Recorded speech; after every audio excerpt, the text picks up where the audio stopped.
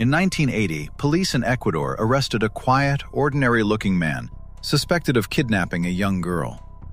During interrogation, he calmly told investigators something so shocking they initially thought he was insane. He said he had killed more than 300 girls. At first, the police laughed. They believed he was exaggerating or trying to appear dangerous. But the man insisted he was telling the truth. Then he offered to prove it. He said he could show them where the bodies were buried. Investigators followed him into remote hills and fields outside small villages. Wherever he pointed, officers began digging. And they found bodies. Grave after grave appeared exactly where the man said they would be. His name was Pedro Alonso López. Soon the world would know him by a far more terrifying name: the Monster of the Andes. López was born in 1948 in Santa Isabel, Colombia. His childhood was filled with poverty, violence, and instability. His mother struggled to raise several children while working in prostitution, and the home environment was chaotic. When Pedro was just 8 years old, he was thrown out of the house after being caught touching his younger sister. Suddenly homeless, he was forced to survive alone on the streets. Later in life, López claimed he was abused during this time. Experiences, he said, fueled the anger growing inside him. As he grew older, López began drifting across South America, traveling through Colombia, Peru, and Ecuador. During the 1970s, something terrifying began happening in remote villages across the Andes Mountains. Young girls started disappearing. Most of them were between 8 and 12 years old, often from poor indigenous communities where police presence was limited.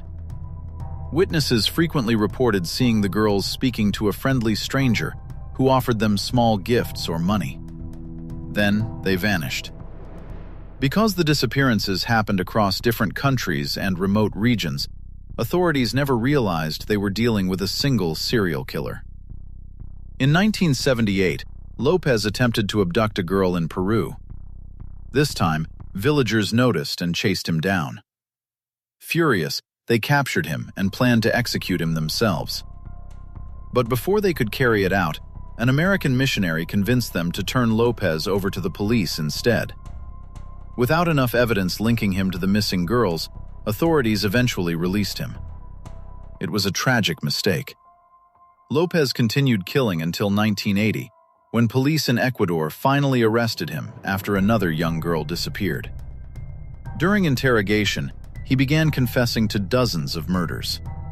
Investigators initially thought he was lying, until he offered to lead them to the burial sites. When police followed him into the countryside and began digging, they uncovered dozens of bodies. Authorities confirmed more than 50 victims, but López insisted the real number was far higher. He claimed he had murdered over 300 girls across 3 countries.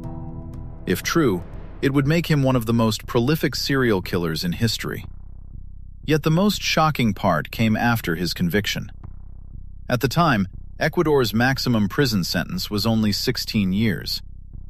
Despite confessing to hundreds of murders, López ultimately served around 18 years before being released in 1998 and transferred back to Colombia for psychiatric evaluation. Doctors later declared him mentally stable, and he was released again. Then something chilling happened.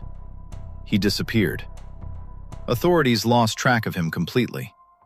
In 2002, when another young girl was murdered in Colombia under suspiciously similar circumstances, investigators briefly reopened the search for López, but he was never found.